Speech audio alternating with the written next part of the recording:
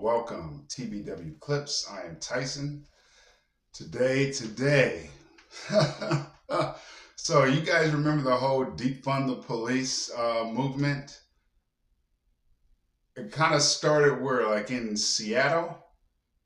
Guess what's going on now in Seattle? They're trying to hire illegal aliens, undocumented workers, DACA recipients, to be police officers. Yes, I guess they have a shortage or something, and I guess crime is going through the roof. Let's check out this video. Well, it's the latest city to advertise police officer jobs to DACA recipients, people who were brought to the country illegally as children but have grown up in America. Illinois, Washington, Colorado, and California are among the states that have passed laws to allow so-called dreamers to become police officers. New Jersey and Wisconsin are considering legislation. Virginia's legislature passed a law to allow dreamers to become police officers, but it was vetoed against by Governor Glenn Youngkin. Jason Rance, radio host on KTTH Radio in Seattle, reported that the city's police force is at its lowest staffing levels in almost 70 years. The desperate department now among the growing list of those turning to DACA recipients. Let's bring in Jason to shed more light on this issue. Jason, good morning.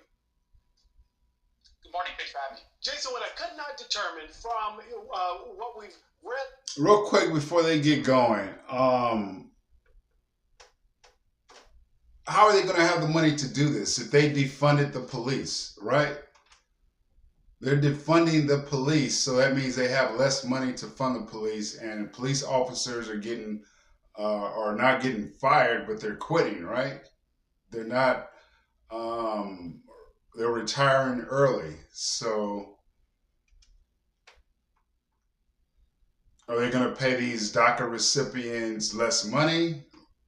That's my question. Where are they going to get the money for it if they have less?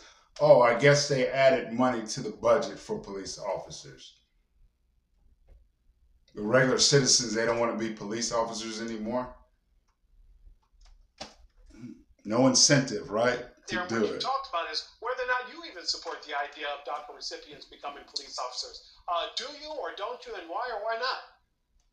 So if there becomes some certainty that DACA is not going to be overturned and deemed unconstitutional and somehow stalled, even more than it currently is, or really reversed, then I'm in favor of it, generally speaking. We have obviously police departments across the country that are struggling. If you're in this country illegally through no action of your own, you were brought here as a child, I don't really see a significant issue with it, although I will acknowledge the optics are a little bit weird that you're hiring someone who's in this country illegally to then enforce the law. I do think you have to get over that hurdle, but I think ultimately if someone's here and they're willing to contribute to our society, they're trying to make us safer, I don't see a huge problem with it. And is that pretty much the same sentiment you're getting from people on your show as well who call in or that you speak with? Well, I mean, conservatives are a little bit mixed on this. Liberals here are very much in favor of this idea and expanding it. The problem is I just fear that these police departments might be setting themselves up. And that's what it is all the time, right? I don't understand why people would be so for foreigners, illegals who are coming from other countries to have these jobs. And then they complain and say, well, these are jobs that Americans don't want to do. Jobs are not supposed to be something that you want to do. Most jobs are jobs you do because you have to do them. But what happens? There's no responsibilities now, so what's the point? No responsibilities, right? A lot of fathers are out of the household, single mothers. So what's the point for men to do these jobs, right? We know women definitely aren't going to do the jobs, right? Because these are jobs that men don't want to do. So you know if men don't want to do them, women aren't going to want to do them. So I don't understand this, but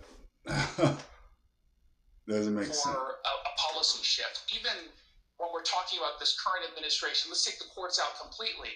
You still have the ATF currently saying, and this is as of January of this year, that sure, illegal immigrants or DACA recipients who are officers can carry firearms. And that's obviously a key part of the job. But that ATF guideline can go away with the new administration. That ATF guideline can go with the new ATF leadership. We just don't know where that's going to go. And I fear that we're putting a lot of resources and attention into this specifically without likely getting a whole bunch of new applicants and then having to reverse course and just save face. Jason, once again, it sounds like we need Congress to actually act and do something. Wow. What's a realistic solution that would support understaffed police departments if indeed they are having a shortage and this does not go forward if U.S. citizenship is actually a prerequisite for joining? Yeah, so there's two things that can be done. Some of it depends on what state we're talking about, but if you had any criminal justice reforms that ended up pardon the lazy pun, but handcuffing police officers from doing their jobs, you have to reverse course. On top of that, any of these departments that suffered councils or mayors or state... And that's what it is a lot. That's what it is, right? Laws have been put into place that stifle police officers from doing their jobs. That if police officers go about doing their job, there's no incentive. They'll get in trouble. You sneezed on this criminal, you're going to jail. I don't know if that's an extreme point, but you get my grift, right? You get what I'm trying to say. They're not allowing the police officer to do their jobs. So people aren't going to sign up for this and people are quitting. Or the cops, the police officers that they do have, they're not going to do their jobs because they're not going to want to get in trouble. Less resistance. So I don't know how hiring these illegals, DACA recipients, are going to make a difference. Legislatures that were just pounding them for 2 or 3 years, calling them racist, calling them evil, saying that they should be defunded. Those are the folks who have to reverse course publicly and state it loudly and clearly so that you're actually recruiting people who want to be a part of these police departments. They're not going to do that. They're going to be called murderers forever. They're not going to do it. Communities are going to have a louder voice than the average person. No one's going to want to become a cop. And that's what they're dealing with right now in cities, including Seattle, where they're getting paid a lot of money.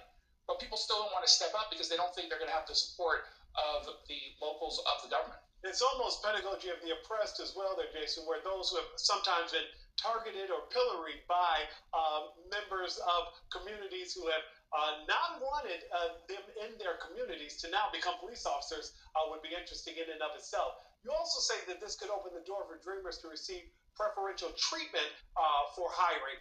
Isn't this a good thing that would help to actually expand the applicant pool for struggling departments? Sure. It's not necessarily a bad thing to widen the pool. I do think it's a bad thing to give preferential treatment to someone simply because they're a DACA recipient. I think if you have anyone who is qualified and willing to do the job, give everybody the same treatment. To speak another language, they should be treated just as equally as anybody else. So I'm against those kinds of preferential treatments across the board. I want people who are qualified. I'm in the department of beggars can't really be choosers at this point, so long as we have someone who just meets the basic qualifications. Thanks for watching, everybody. Go to joinnn.com to find News Nation on your television. Yeah, I don't know.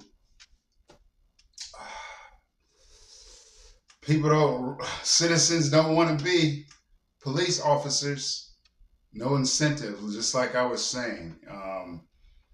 Will they come out publicly and start supporting the police officers there? I don't think so. I could be wrong, but I doubt it. If you think I am wrong, go ahead and leave a comment down below. I really appreciate it. Don't forget to like and subscribe. I really appreciate it. And you guys have a great day.